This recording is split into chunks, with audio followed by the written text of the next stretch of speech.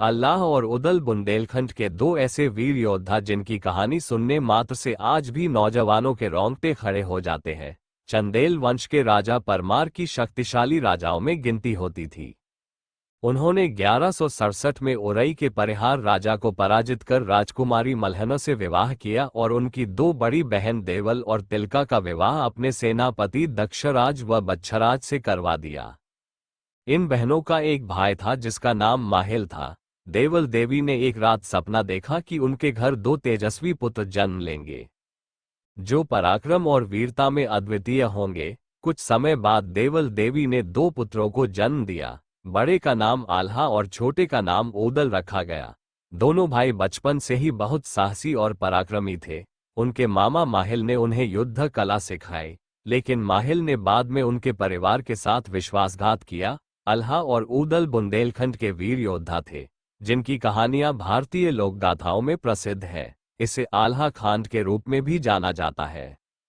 आल्हा और ओदल ने अपनी मातृभूमि की रक्षा के लिए 52 युद्ध लड़े और अपने साहस और बलिदान के लिए प्रसिद्ध हुए।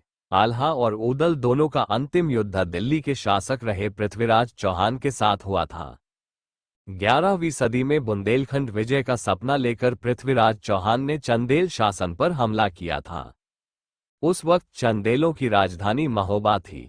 बैरागढ़ में हुई भीषण लड़ाई में आल्हा के भाई ओदल को वीरगति प्राप्त हुई थी।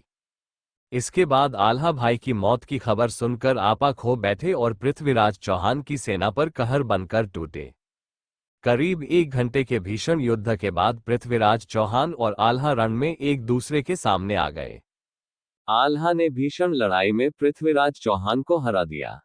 हालांकि कहा जाता है कि अपने गुरु गोरखनाथ के आदेश पर आल्हा ने पृथ्वीराज चौहान को जीवनदान दे दिया था।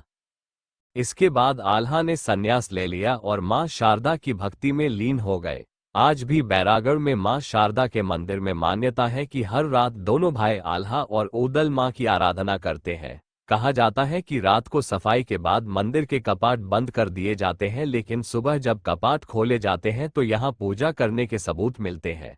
अगर आपको ये कहानी पसंद आए तो कमेंट करें, इसे लाइक करें, शेयर करें और हमारे चैनल को सब्सक्राइब करें। अगले वीडियो में मिलते हैं एक नई और दिलचस्प कहानी के साथ।